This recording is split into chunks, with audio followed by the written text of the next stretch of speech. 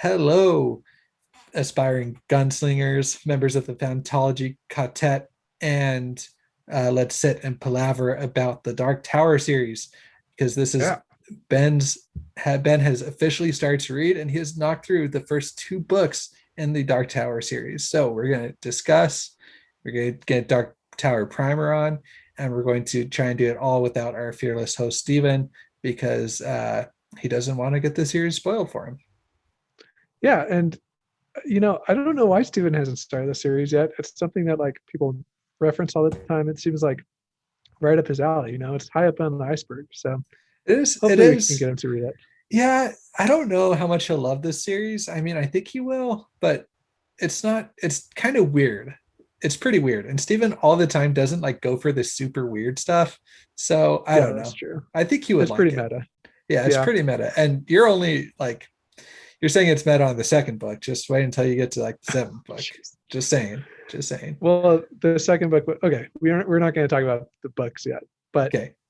I feel like this is a book that you need to read for your fan. I mean, there's no Do like you? gatekeeping here, right? But like if you're kind of making your way through the fantasy scene, then this is a series that you want to at least expose yourself to, right? So Yeah, that's kind of why I read it too. And I'm not sure after finishing the series how much I still agree with that sentiment. I mean, hot take. yeah, so I feel like, okay, I feel like it is a very good series. It's probably like somewhere in my top 10 series. Okay, okay, So this isn't like saying I don't like it or I think it's bad, but it's just so different from the rest of fantasy that like I don't know how it fits in with that, if that makes sense. Like, sure. you can see how how Song of Ice and Fire obviously like inspired and influenced Joe Abercrombie, and how Wheel of Time inspired and influenced Brandon Sanderson. Like those are all straight through lines through fantasy. But Stephen King has done something with this that it has some tropes of fantasy, but then just like it's not that it like turns those tropes around. It's just like Yeah, it starts another weird like dimension of that trope, if that makes sense. yeah, that makes sense. And I mean, like you said, this is Stephen King, and so um, for my Stephen King journey, this is the second, I don't know, kind of series or whatever I've started. The first book I read by him we covered, and it was The Eyes of the Dragon, which I don't know, probably not anywhere high up on anybody's Stephen King list, but like still a decent book. It was, I'm not saying anything about that. Just not that it's like a very well known book of his.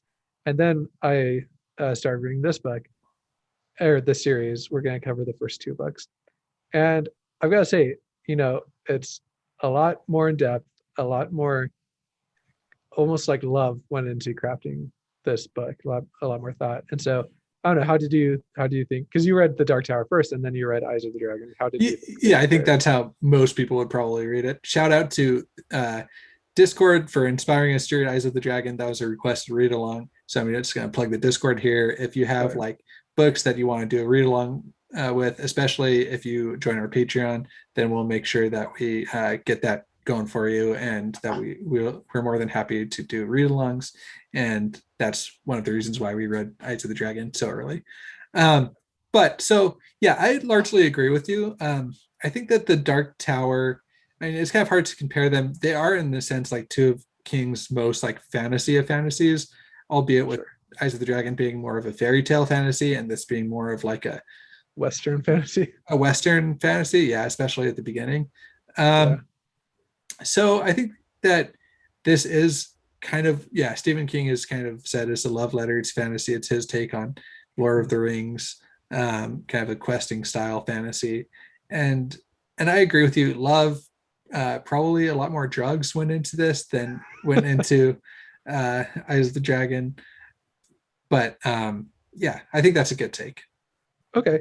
And so I know that I mean it's hard to kind of be in the fantasy scene without somebody somebody referencing the Stephen King connected universe.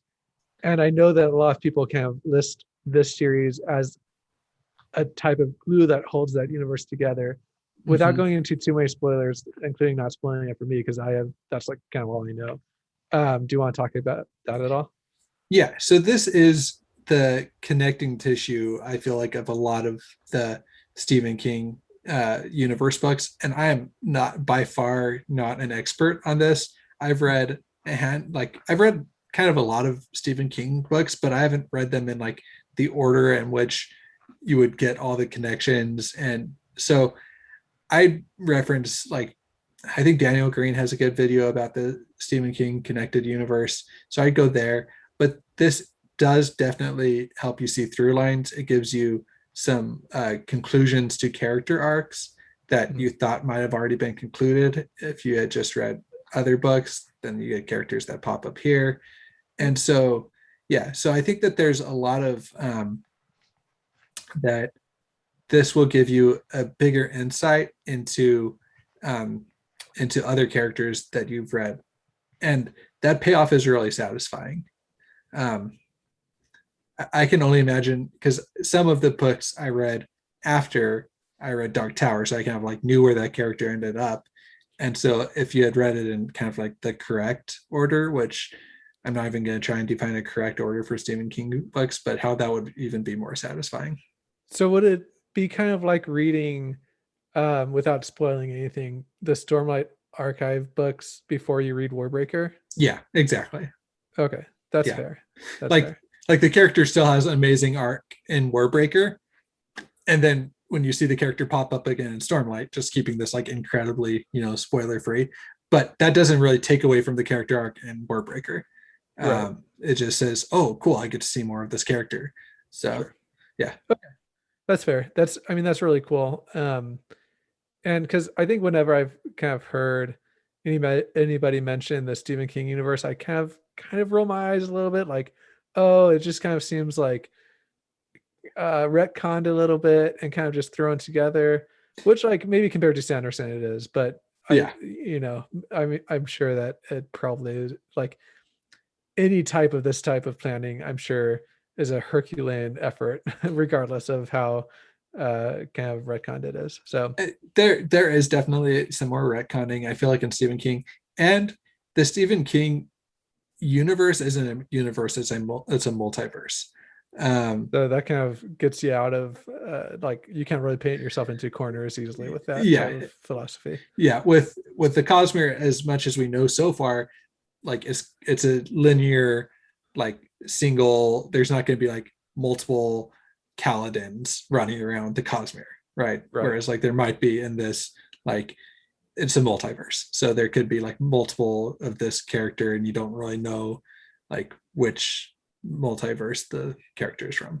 Okay, so, like, this is kind of like an interesting debate, right? Because I feel like a lot of times when something claims to be a multiverse, it's just so, like, if they want to take it in a different direction, or if something's not received well by fans, they can kind of Yeah. just write it off, right? Like, you saw this kind of with Agents of Shield, where I think it was probably trying to be in the same universe as everything, but then it just kind of got a little bit left field, and they're like, oh, it's a multiverse thing. Well, yeah, and they wanted to put the Darkhold in there and do the Darkhold actually better, so they, with WandaVision. Anyway, I have my issues with that, because even leading up to which one of the Avengers movie, like one of the later Avengers movies that just came out, it wasn't Endgame, I think it was Civil War.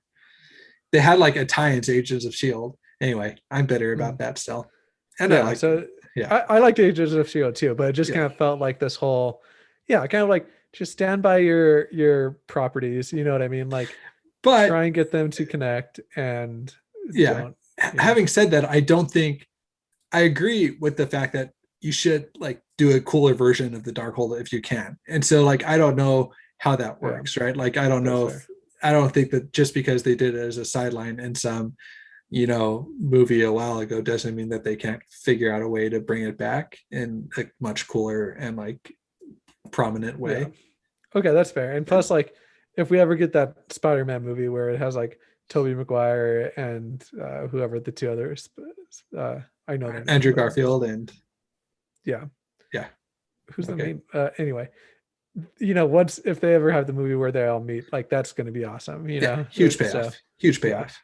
Yeah. but it's just different. It is, it's not like, it's not a, it kind of goes back to like the whole whether you enjoy plot driven books or character driven books. I feel like multiverse gives you more of like a character payoff where you can kind of like re-examine characters through different lenses and maybe uh you know spend more time with them, but a connected universe is more of like a plot driven, like everything is kind of just wound together so beautifully that you have a hard time not appreciating it. Correct. That's a good way of looking at it. Okay, so that was a tangent, but I feel like still kind of important to talk about because it's so important to the Dark Tower series in general. Totally agree. And again, you have to be with Dark Tower, you have to be okay with things being the way that like Stephen King wants to write them in that specific book and that specific moment. That's Yeah. kind of how like most of Stephen King's books are, is and that's what kind of makes them great is they just do what he wants to do and he doesn't really let things stand in the way of that. Mm, Um anyway, that's so interesting. so that's kind of our non-spoiler uh summary of the Dark Tower. Is there anything else you want to add? Um, no, no. I mean, just kind of to keep on being non-spoilers. Like, if you haven't read Dark Tower, I would encourage you to. It is kind of striking how absurdly different book one and book two were Mm-hmm. from each other, and so maybe that's just something to know going into it. Like, if you have a hard time getting through book one, I kind of had a hard time getting through book one until the, last third. It's like I can't speak for the rest of the series, but like book two is much easier to kind of follow and get behind. So maybe if you're about to start the Dark Tower or you want to start the Dark Tower after listening to this podcast, encourage you to do it and to make it through books one and two to kind of see Mm-hmm. if you should keep on going with the series. Yeah, some people even suggest skipping book one. I don't think I can encourage that type of behavior. You should still read book one, but book two is really, really good. You meet a lot more interesting characters. Like Roland isn't the most interesting of characters, I don't think, in my mind. And book one is all about Roland. Um, I mean, Yeah. he does definitely get more depth as the series moves on, but he is, I think, intentionally written as being kind of like a one-dimensional Western, yeah, archetype. Like here's this kind of more of a force than a character moving through the setting. Then the other thing is just content warning.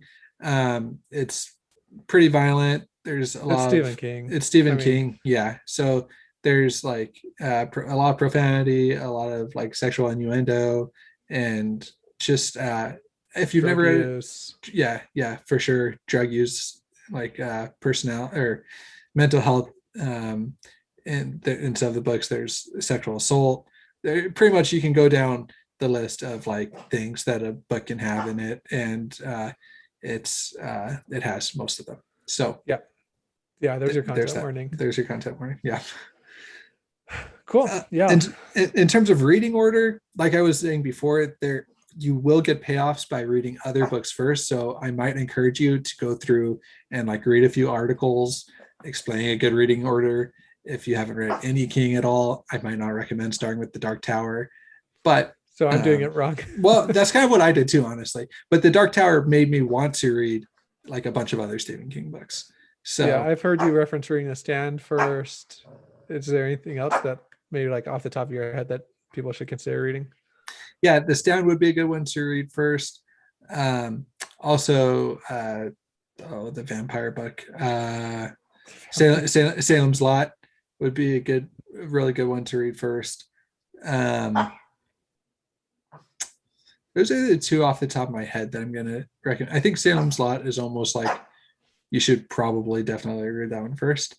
Oh, well, maybe I'll do that before the third book. I don't think it, yeah. It nothing doesn't so far, at least by the book two, has really nothing so far, but there's a pretty main character that comes in. I'm forgetting what number of book, but a little bit later in the series, there's a pretty main character that comes in that is from Salem's Lot. So you should read that.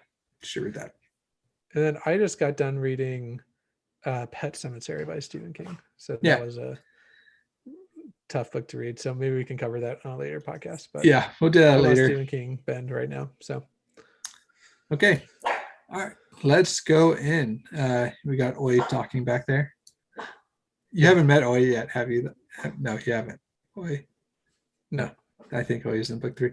Okay, so We're going to do a quick walkthrough of kind of the main plot points in book one, mostly just like in terms of how Ben responded to them.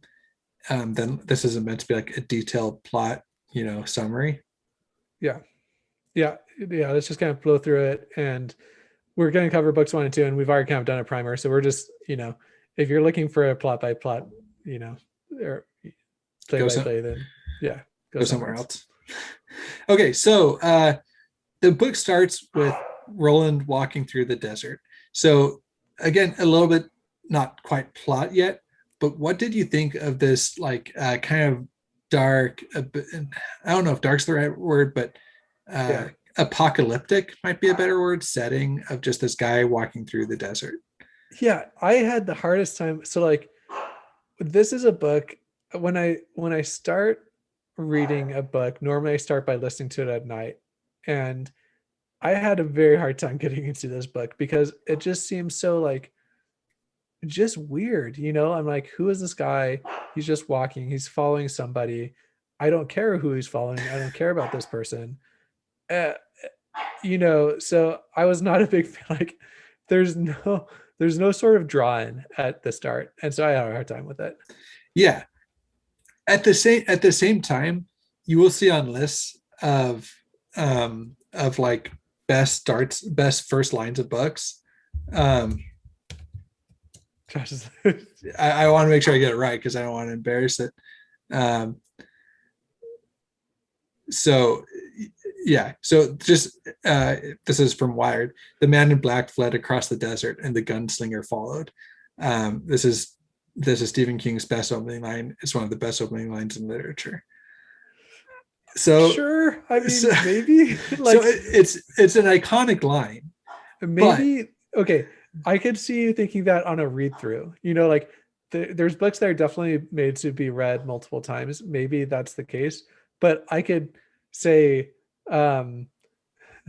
like, Fantology raced across the podcast scene as Friends Talking Fantasy followed, and who cares? Like, if you don't know either of those podcasts, then you don't care, I guess. But it also starts a story. It's like a story in 2 sentences or in 1 sentence because it's a comma.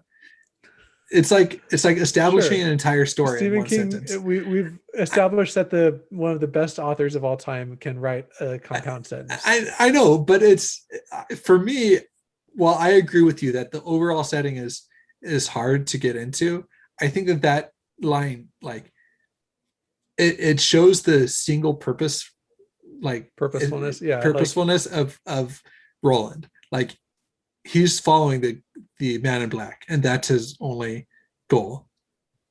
That's fair. I can see that. I can also see that line hitting differently if you're reading instead of listening, maybe. It's something that we talked about a lot, kind of like sometimes an audiobook adds a lot to your experience, and sometimes it doesn't add anything, and sometimes it takes away. I think on the whole, I really enjoyed the narrator and stuff for this book, but maybe just Stephen King in general, maybe you'd be better off reading him. If you really want to appreciate lines like that, you probably want to read it. Yeah, because you can just pause at that line and be like, dang, yeah, I just got thrust into this like action of what this guy's doing. So do you like that line better, or the start of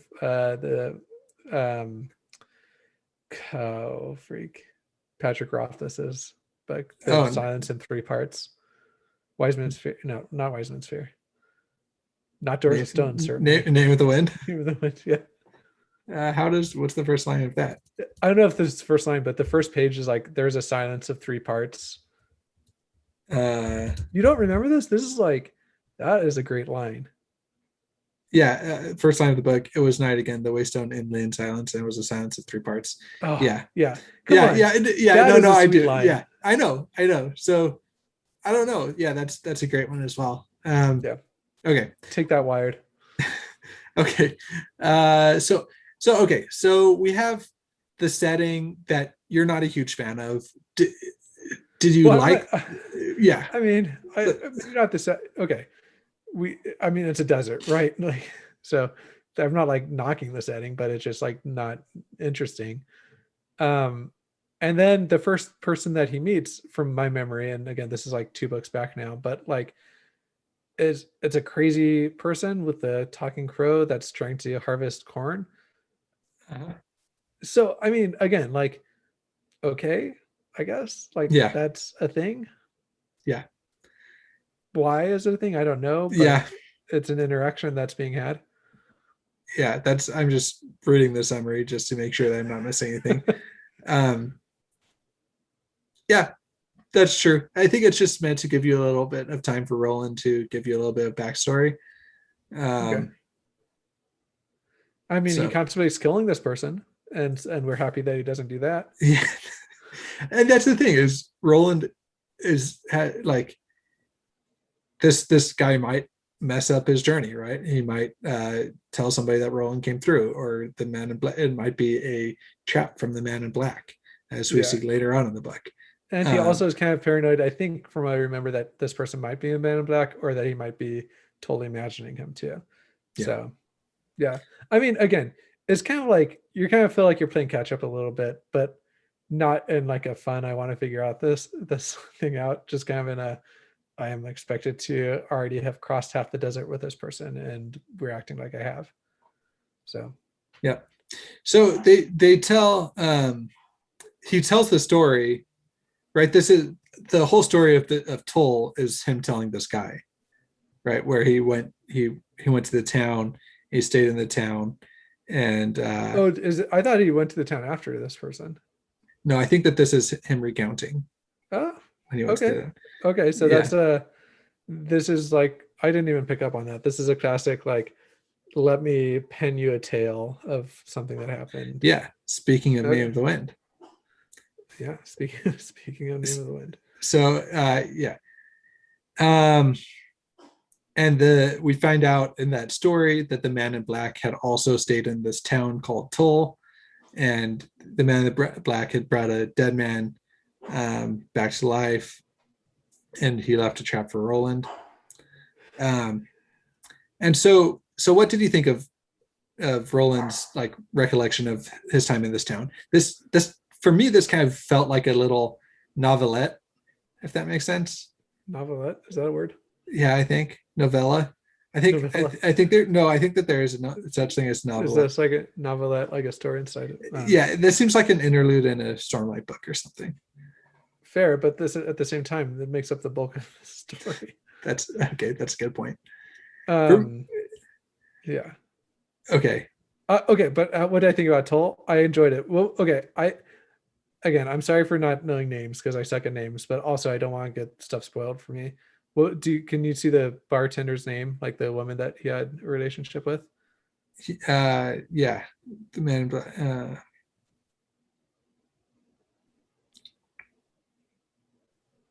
Actually, it doesn't say her name on the Wikipedia article. Okay, well, she is important. And one of the creepiest parts of the whole book, I thought, was that the man in black told her a number, and when she said the number out loud, that she would basically be driven insane. And that was nuts. That was like a concept to like some books just have like concepts that Uh-huh. you like fully believe are real. Yeah. Like this is that for Like me. do you have something in your brain that if you think about it or if you say it out loud, it's just gonna like be a uh Well, kind of termination like you've code? been hypnotized at some point, and Yeah. like yeah, somebody has a, a, a word that they will say, and it will yeah That's so creepy. Yeah. Just yeah like a very creepy. you can, yeah. And the fact that you know what that word is, and that all you have to do is not say it, but you know that you're going to say it at some point. Oh, it's I don't know. It gives me the shivers. Mhm. And so, do we think that she's said that word before the trap sprung, or was it part of the trap springing? I can't remember the details. Yeah. I Um, don't think, I mean, we know that Roland just ends up killing her along with the rest of the town. yeah. So later, moving along, Roland meets the leader of the local church, and we find out that she's been impregnated with a demon. And this lady turns the entire town against Roland, who then just massacres everybody in the town. And I Um, think aborts her baby as well. I don't know. That was kind of a weird part of the book. That was a weird part of the book. Yes. Um, to me, this is when I was like, dang, Roland is, I don't know if anti-hero is the right way to describe him. Right, because it was basically like it's suddenly a zombie apocalypse. Like he has like a bunch of mindless foe coming toward him that he just has to But shoot. in a typical book, the hero might figure out a way to save the town instead of just massacring them all. Right? Well, that's like, true. how can I reverse the curse that was put on this town? How can I, Yeah. you know what I mean? Like maybe knock everybody unconscious before, but Roland just like, screw it. They're just going to slaughter them all. You know what I mean? Like, I'm not saying he was wrong. And that's probably what would actually happen in a situation like that. Right. But we see that he's not just a typical hero, I feel like, from this encounter. Yeah, for sure. We see like he's more interested in going through people than helping people, right? And there's a lot of foreshadowing there too.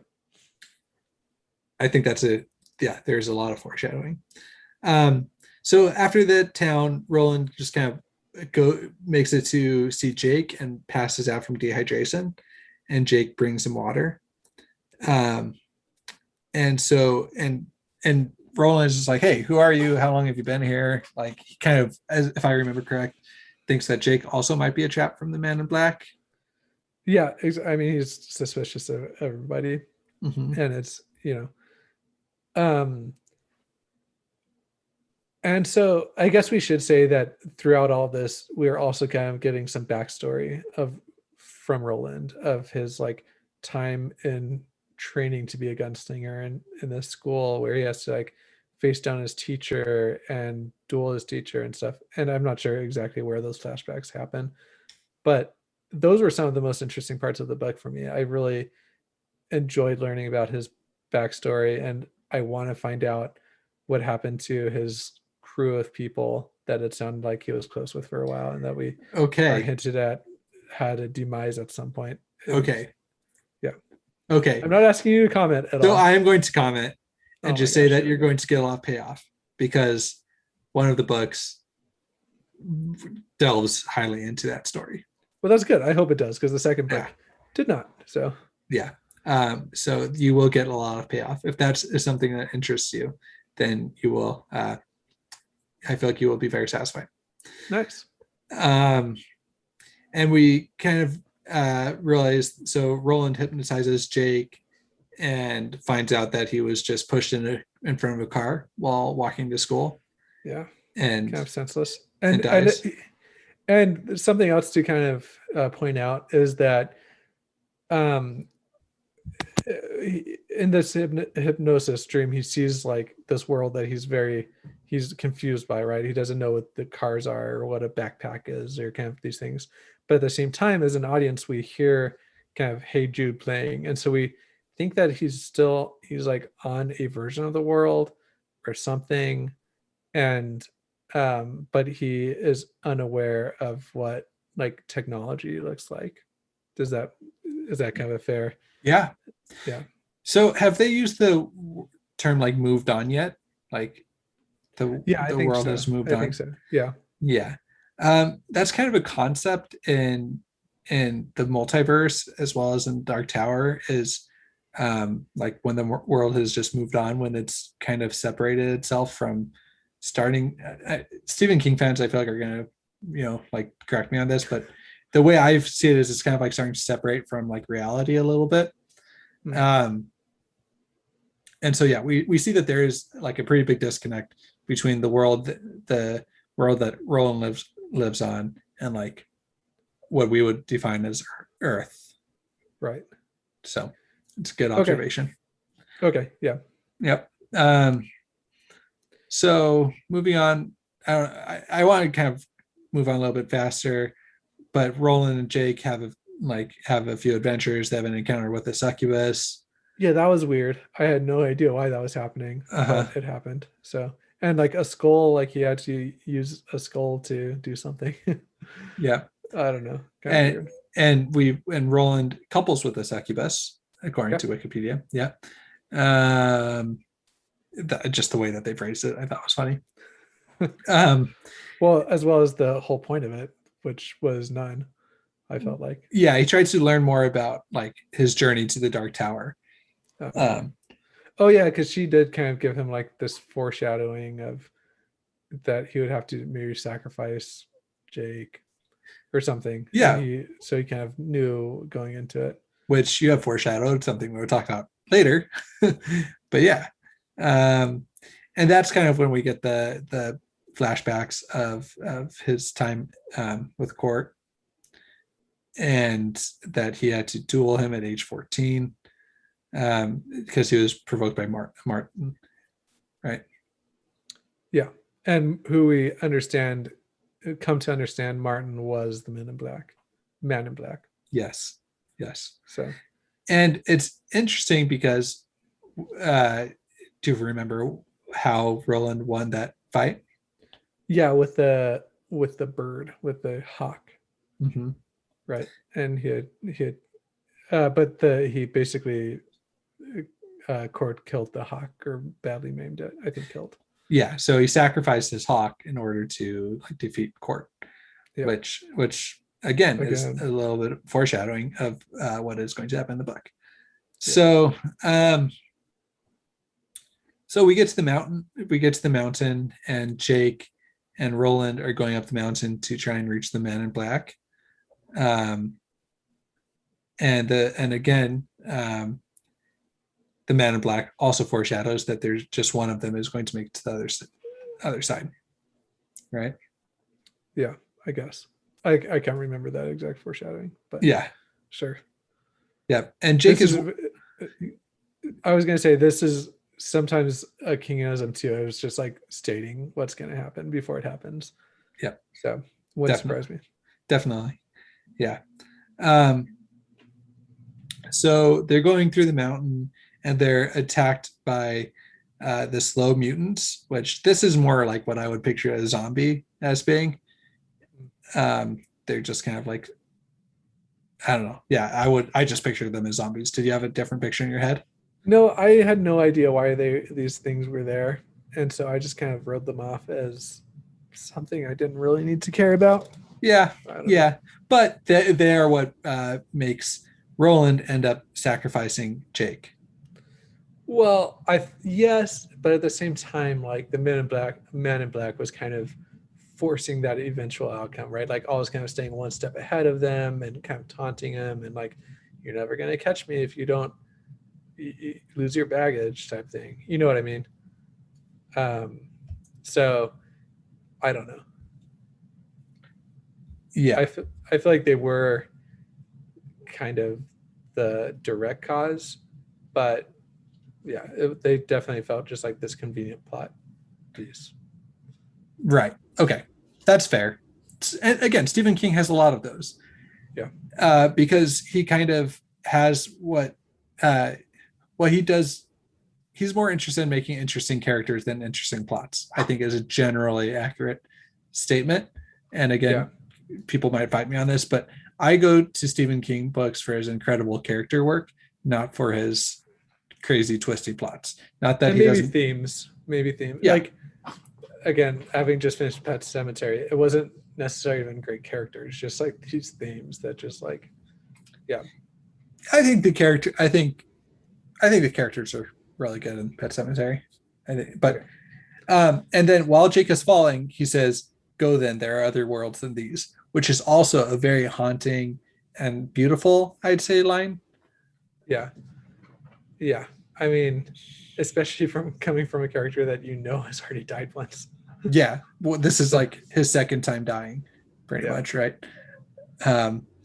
Yeah. Again, like I feel like this is kind of like I don't know if it's as ubiquitous as not all who wander are lost from like Lord of the Rings. It's obviously not, like you see that on a lot more bumper stickers, but I feel like this is kind of that same caliber of potential to, yeah. Like I would probably put this on my bumper. Not really though, because are there other worlds than these? I don't know, but the feeling of being okay with losing something because something else better is out there. But right? You're not losing. It's Jake being willing to sacrifice himself so somebody else can achieve their goal. Well, or a higher purpose. Again, like something better. Higher purpose, sure. Yeah, like and Jake is at the same time trusting, like he is making that sacrifice, but he's saying like, I'll be okay. There's other worlds than these, is kind of how I took it too. That's fair. I mean, yeah, it was such that when I kind of finished, because this is kind of coming up to the climax of the book. We're like right near the end at this point. So I kind of finished reading this and then hopped on Discord immediately, and people were like, you need to go back and re-listen to that part. And so I did. And so it was definitely, I was glad I did that because it's a cool scene. I don't know how somebody could yell a sentence as crazy as that as they're falling, It's Jake, man. and how that could be heard, but It doesn't sure. matter. It doesn't matter. That's kind of why I felt like he maybe didn't actually fall. Maybe he was just like, I don't, down in Sus- the abyss somewhere. Suspended in the ether of. Yeah. Does Gandalf yell anything as he falls or no? I want to say. Well, I think he's fighting the creature on his Okay, way yeah, down. that's If you believe maybe that's just the movie canon that is in my head now. It's gonna bug me that I can't remember that creature's name. Okay. And then so let's see. So Walter, then they keep going. He meets Walter, who reads his fate. I'm just kind of reading from Wikipedia here. Do you want to try and summarize it, or should I just okay. kind of? Yeah. For one thing, I didn't realize that this person's name was Walter. Like, I don't know. I don't know. Are we supposed to have known this person from anything besides being Martin? Or is it just kind of names are kind of just a placeholder for it? Yeah. Okay. So Yeah. from what I remember of this scene, it was very kind of meta. For some reason, I said this on Discord as well. It made me think about like the final scene in the first Men in Black movie where the cat has like this marble thing that ends up like it kind of zooms out and it's like this world and kind of zooms out and like you end up seeing like these like aliens kind of playing marbles with that marble world and like all these kind of universes. It like puts size and you're like in a completely relative sense. And he kind of Walter kind of describes like, oh, if you step on a blade of grass, you're killing billions of atoms or whatever. And like, so what makes you think that your existence is any different than that blade of grass? So very meta. And at the same time, kind of also a lot of foreshadowing going on with what might happen with Roland in the future. I don't know. And he kind of uses the weird tarot cards to do that. So yeah, that's kind of what I remember from that whole interaction. Yeah. So the tarot cards, the omens are the sailor, the prisoner, the lady of shadows, and death, and the tower itself. So yeah, that's going to lead into the second book. That leads really well into the second book, which we will start talking about. So we also see that Walter states that he's just a pawn of Roland's true enemy, and so you kind of get the sense that like the Man in Black isn't the big bad, that there's other like there's another force or something that's like even bigger and badder than he is. Because doesn't he kind of die? Like, doesn't Roland wake up like 9 years later and there's a skeleton right next to him? Yeah. So that was kind of weird, but yeah. Okay. All right. Yeah, because 10 years pass in that time, according to Wikipedia. Okay, 10 years pass. Yeah. Yeah. So he takes the jawbone from the skeleton and then starts traveling and starts kind of continuing his quest to the Dark Tower. Right. Yeah. So the way I kind of read this book was that it starts off with Roland pursuing the Man in Black, but it's really, you find out more about his journey to the tower. And so how I feel like the Man in Black points him to the tower. It's like I'm not who you're after. You're after the man. Yeah. Yeah. Okay. All right. So again, this book was kind of strange. It's not the best. It's probably one of the worst, if not the worst of the series. Um, if you like it, I mean, if you absolutely hated it and you just like don't like Stephen King, then you might not like the rest of the series. But if you felt like it was a little bit slow, um, or you didn't like weren't in love with Roland as a character, and so you don't want to read like so many more books where he's like the sole main focus of the book, then then it's going to get better, and I would encourage you to keep reading it. Okay. Yeah. Yeah. Okay, let's bust through this. Hopefully, people can maybe take a quick intermission and come back for the second book really fast. Yeah, you might want to. We've been recording. We were trying to make this a long episode or a short episode, but it's not going to happen. Yeah. What are we at right now? I'm not sure. Does Zoom tell you the time? Oh, I messed with the recording. All right. So book 2, Drawing of the Three. What, just broad picture, what do you think it did better? What do you think if there was anything that did worse compared to book 1? Yeah. Okay. So it's pretty much a completely different style of book, right? For one, you kind of have a map laid out for you as to how the book's going to go pretty early on. You kind of start to pick up, okay, he's going to make contact with these people and recruit them to his mission. And we kind of know how many people that's going to be. And we can assume that for each person, there's going to be kind of like drama and a little mission involved. And then at the end, he's going to kind of continue on his way. Right. And so I felt like that was laid out pretty early on. You have a scene at the beginning that is super gripping, right? And then you like, okay, so what did maybe anti-gripping? It is he is unable to grip. Okay. So lobstrosities, let's talk about them. Okay, so this kind of annoyed me at the beginning because I saw it just as a pretty blatant way to kind of depower like an OP character, and I still think that kind of, but am I mad that it happened? No, I don't think so, because it depowered him before you could see his power, right? Like you have that one scene in Toll where he kind of killed everybody, but you didn't really see him use his guns apart from that at all. Right. Yeah, but if you already have it set up so that he can just like take out an entire town of people, and I know they weren't like armed, but still, like I know. I'm just saying that for a gunslinger, you'd want to have more than just one, which you end up seeing in this book through some creative narrative achievements. But like, yeah, I don't know. It was kind of like if you see Dumbledore, but he never uses his powers, you're like, okay, I guess that's cool that he can do this stuff. Okay, fair enough. Which actually kind of ends up happening, but yeah, fair. But looking back on it, having seen like what Roland is able to do even with his crippled hands, I'm glad that they kind of went this way. Remind me exactly what happened. I'm forgetting. Yeah, so he kind of just wakes up on a beach. He kind of like passes out, I think, after he leaves, and wakes up on a beach and to Data Chip and Data Chum, and I think pretty early on gets his toe chopped, or is like part of his foot.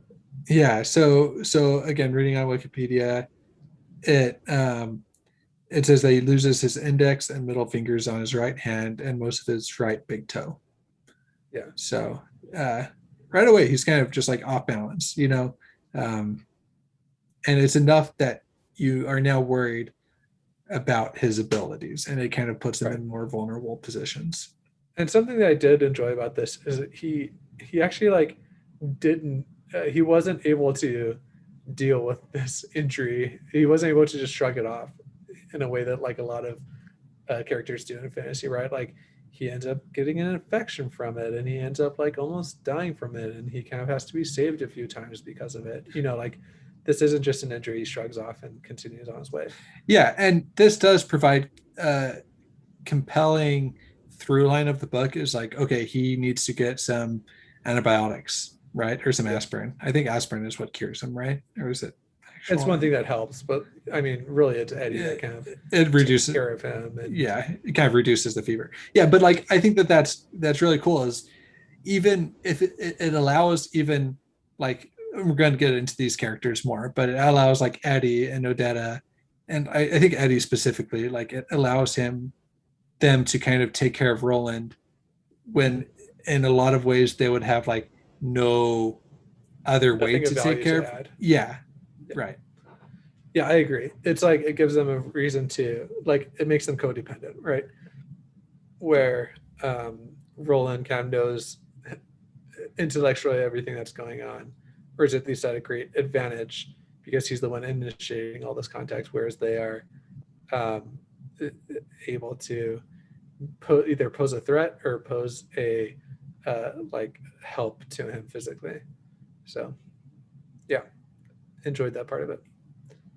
Yep. And then we get a really compelling scene in my mind where Roland walks through this door and into the kind of the consciousness of Eddie on a, Wait, the story. He's on the plane, right? When he yeah, makes yeah. contact with Eddie for So the first time. he kind of walks into the consciousness of Eddie, who is on a plane, Yeah. currently smuggling cocaine. Yeah, that was freaking awesome, man. This like totally gives you like a great look at who Eddie is. Kind of like this, I don't know, suave, maybe not so suave guy, but like he's definitely capable, and Roland's kind of like scoping him out from the inside of his mind, like trying to like say, is this guy like legit? And he kind of says that he is, at least compared to those around him. And anyway, super cool plot. Yeah, it's just so cool. I don't know, like in my mind, just taking a guy from like I kind of had this picture as like frontier 1800s, western, and just throwing him on an airplane smuggling cocaine, like And he like with the looks out the cracked up, window and is like just like yeah, screams, like it almost makes him go insane because yeah, he's 30,000 feet up in the air. It's so genius. I don't know. This is where like, how did Stephen King come up with this? I don't know. I loved it though. It was great. Um, and from I think this scene is what made me realize, okay, this series is going to be one I'm invested in because of these type of moments. And yeah. those type of moments like don't stop coming throughout like an entire series. But specifically with this book, it's just done so well, and multiple times. It's done so well multiple times. It's not just with Eddie, which we'll get to later, but I think Eddie was probably my favorite. Yeah, yeah, for sure. He definitely led with the best foot forward right there.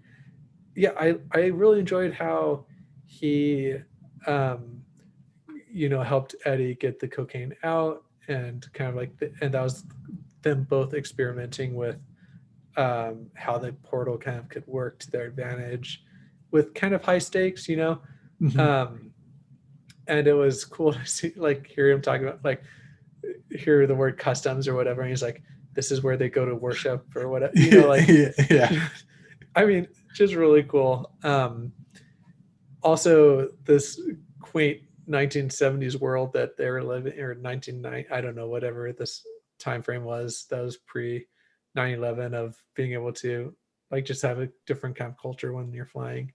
Yeah. Anyway, um, yeah, I thought it was really cool. And then it doesn't stop when he gets on the off the plane, because then they go to like the drug lord's house, Yeah, the and gangster's house. we're just gonna fly through this, but they get to the gangster's house and goes into the bathroom and then just chucks like the henchman guy that accompanies him in the bathroom, like through the the door, and he gets eaten by monstrosities.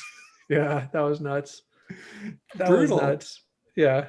I love their plan too. They're like, okay, just get there and go to the bathroom and like magic trick, pull a magician. Anyway, I thought it was like the worst plan that had the possibility of working, but obviously was not going to work. Um, yeah, and then again, Roland kind of comes through with Eddie and is able to like take down this whole, you know, crime syndicate from the inside. Yeah, just mows them all down. Yeah.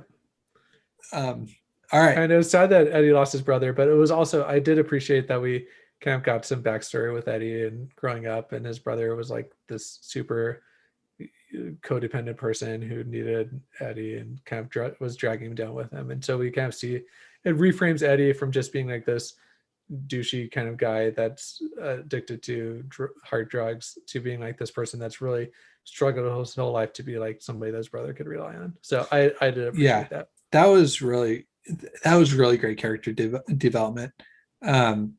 And it does, like, Eddie, I love Eddie, I love Odetta. Like, there's so many cool characters, and this is the start of just establishing these phenomenal characters throughout the series, because they're not perfect too. Like, that's the other thing.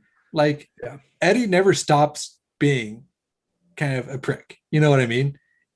I mean, like, I don't want to spoil the rest of the series, but like, the foundations of his personalities, they're laid out in this book. Like, that's who he is, right? Do you know who Eddie reminds me of? Like 100%. You probably know what I'm going to say if you think about this. Wait, it's from a TV show.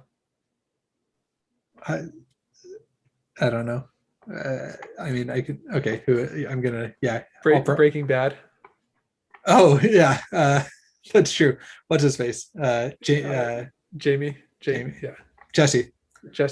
There you go. Yeah, like I literally pictured Jesse the whole time I was reading this book. Yes, that's great. Yeah. Like always kind of a prick, but like a lovable prick that you're like, okay, I can get behind you. Always trying to figure out where his like boundaries are, what lines he's willing to cross, what lines he isn't. Yeah, it's a good one. Okay, so they then go through a second door, and this is the Lady of Shadows reference to the last book, and we find out that this is Odetta, and she has dissociative identity disorder, which Wikipedia is pointing out is different than schizophrenia, so which Eddie assumes she had. So what did you think of Odetta? Yeah, so this whole plot line, like, I enjoyed, but I wasn't as invested in it, probably because I was so invested in Eddie already, and I like it's just harder to I don't know. I just kind of assumed that like this was going to be resolved. You know what I mean? Similar to like for example, Eddie's like withdrawals, right? Like it was a problem to be overcome, but you knew that it would be overcome. I kind of felt like this with the dissociative identity disorder. Like you're like, okay, this is like scary reading, but like that in order for her character to like join the crew, that it's going to have to be resolved. That's a good point. It is a little bit more meta. It's not like they're fighting a crime syndicate. It's like Roland is figuring out how to get these two personalities to somehow commingle or match or like resolve some way. One thing that I did really enjoy about those two personalities, though, and I'm obviously saying this like as a white guy that lives in the 90s child, but like it probably would map on really well how it would feel to be like a well-to-do Black person in the 60s, right? Like you kind of have like society treats you in such vastly different ways, and you're gonna like almost have to, like we talked about code switching today, right? Like you kind of have to, are forced by society to act so differently depending on the different situations that you're in. So I kind of like, if you maybe that's giving more credit than the writing deserves, but it did feel like that was purposeful. Okay, I can get behind that. And it's hard for me because there's not much time when she is Susanna. Is it Susanna? Wait, no, it's just Odetta and Detta. Okay, but after she gets her. Like after she's resolved. Yeah, no, not really. After she's resolved. So it's hard for me because I spent so much of the series like with her as Susanna. That's hard for me to remember a lot of the like switching between Odetta and they're just like completely different. Like I forget which one's which, but like Odetta is like, there's one that's just like very polite Southern, you know, like, oh, thank you for doing that. Like just heart of gold, you know what I mean? And the other one is just like lashing out, enjoys making people suffer, enjoys breaking things, enjoys and like blames white people for like for her trials, which rightfully so. So Yeah. that is kind of the two personalities, like just completely different. Cool. What did you think of what did you think of her betraying Eddie? Um, so Her betraying, yeah, like the split personality person, yeah. like the kind So of like almost killing Eddie, you mean? yeah. So when they go through the door, the third door, um, let's see. I'm trying to remember exactly how this goes. Um, So Roland goes through, and Eddie, he knows that Eddie is not on his guard or whatever. Like he knows that something bad is going to happen, and sure enough, she like gets him tied up and like drugged down to the yeah. to where the lobstresses can get him. This is after Data kind of takes over because Yeah. because Odetta kind of fools Eddie into It's not even trusting fooling. her. I think that she sincerely liked Eddie. Right. Yeah. Eddie is love struck, and so he's convinced that he can manage the split personality, and Roland knows that that's not true. And there's some finagling of like bullets that would work, that wouldn't work. I don't know. There was this whole kind of like game that they were playing. So Roland, yeah. So anyway, but yeah, Roland kind of goes back through to deal with the third person. And this was a great twist because you thought like, okay, who's the final, companion going to be? Who's the last, fellowship member of the fellowship that's going to help the crew get to, you know, destroy the ring or get to the Dark Tower, right? Yeah. And instead, we're just brought to Jack Mort. Jack Mort, who just like enjoys like killing people. Yeah, totally. So he's thrust into Jack Mort like right when he's about to push Jake in front of the car. Yeah, that was crazy. But like you also realize that he's been like tracking Jack. Like there's been some kind of compelling force for him to do that, and you feel like that when you continue reading, you feel like that's a little bit different because like at other times he doesn't really care who he's gonna kill. He just you also find out that he is responsible for Odetta's situation twice, right? Like first he drops the brick on her head and then he pushes her in front of the train. So yeah, just like this deeply sickening individual who we are happy to see his fate. Yeah. But okay, so do you have any guesses as to what's going to happen now that Roland saves Jake's life? I mean, I bet that Jake will end up taking Mort's place on the Fellowship. Yeah. So I mean, you don't have to spoil that. I'm not spoiling anything. I'm just saying like it is like this is what I mean, kind of like the multiverse here. Like you get people jumping between like different worlds, and that can like have an impact. And then I do like how he kind of just uses Jack to like get the medicine that's going to save him, and then just like throws him in front of the train. Yeah, but not before we see him just like totally shooting his way through New York. Like he like at one point shoots a knife out of like somebody's hand. Yeah, he shoots a gun out of the security guard. There's like a pawn shop, right, that was getting robbed or something. And he robbed the pawn shop. Oh, he robbed the pawn shop. Yeah. Okay, that's right. Well, he wanted guns, and so he like for some reason like he's like, oh my gosh, there's this many rounds that are sold for like anyway. So yeah, but the person at the gun counter won't sell him it without like his permit. So like convinces the cops that this person stole his wallet, and while he like brings the cops in, he like knocks out both the cops and like anyway steals the ammunition. And at this point like the other cops are called on him, and he like goes to pharmacy, robs it for aspirin, but still pays for it with the like.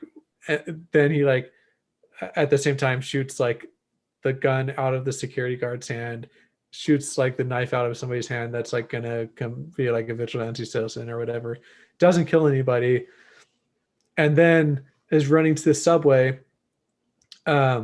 is shot by a cop, but it hits the.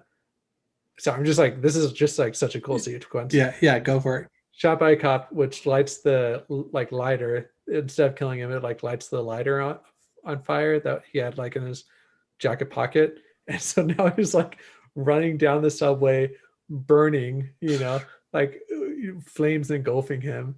And then he throws himself in front of the subway, right, and he ejects himself right before Right before that he happens. gets it.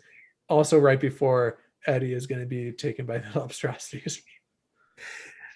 That it is a cool scene. This is It's probably one of my favorite Stephen King endings to really any book that he's written. Yeah. This is a really cool ending. All right. So so you should talk about, because I think you might understand it better, like the result of him kind of killing, like what does that do for Odetta? That seeing well, because Odetta's standing at the door waiting for him to come back through so she can kill him, and so she kind of has a front row seat to this situation. So Odetta and Detta both see this event, and it makes them kind of reconcile the two different parts of her personality, and it makes they merge out or combine into a third personality, Susanna, who is kind of the best parts of both personalities. Like she's capable of love and sweet and like an amazing person, but also she's like kind of ruthless and like she's not afraid to do what needs to be done. And so this really kind of compelling third character comes out of the woodwork that is in my opinion one of the, I mean, these three characters, Roland, Eddie, and Susanna, are just such great characters. It's hard for me to like rank them. Yeah. But yeah. All right. And then it ends. I mean, overall, it's hopeful as I remember, but it kind of ends again with him thinking like, okay, but my goal is still the Dark Tower. I have this little quartet that I'm forming, but it's still all about the Dark Tower. Yeah. And I think Eddie knows that. Eddie like constantly says, yeah, you don't really care about me. You know what I mean? So yeah. Super cool. All right. Well, we made it through both the first two books. That was intense. Yeah. Having talked about it, like, do you think it got you more excited to read The Wastelands? Yeah. I mean, like I said, I kind of want to make the series last, and so I'm at the same time, I think I made this comment on Discord. Like, once you start reading Stephen King, it's hard to read anybody else for whatever reason. Like, you just kind of get in the mindset. Similar to when you're reading Joe Abercrombie, like you're just like so engrossed in that way of speaking, that way of thinking. It's weird. It's almost like if you try and read something else, it sounds weird. It sounds like it's not written well, or not that, I don't know if that's the right way to, but it just seems like, wait, why aren't I reading? This is different than what I'm used to. So I don't know how he does it, but he does a good job of it. So okay, any real quick before you get off, any worst of the best for anywhere in the first two books? I think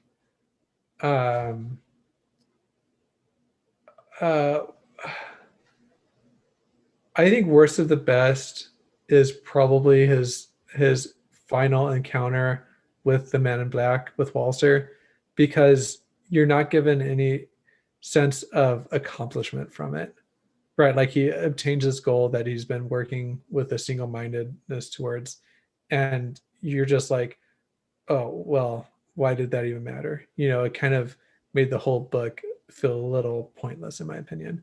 But at the same time, I really like it as the best because I really like the whole meta-ness of it. It set up the next book really well with kind of foreshadowing each character and giving you a sense of scale and the fruitlessness of life in general, because you're just like a speck of dust floating in a cosmere. Um, Cosmos, Cosmos. multiverse. So Okay, yeah, it's just anyway. That's my worst fair, of the best. fair. I think I'm gonna go with the Lobstrosities. Okay. Just because, again, I stand by what I said of it feeling a little bit like you just need to depower him. But they're such a cool invention, Yeah. like such a cool. It's such like weird nightmare fodder, but like Yeah. it's there, like now, crap. Now next time I see a lobster, I'm gonna like kind of be freaked out. You know, I don't think I've ever looked at lobsters the same way.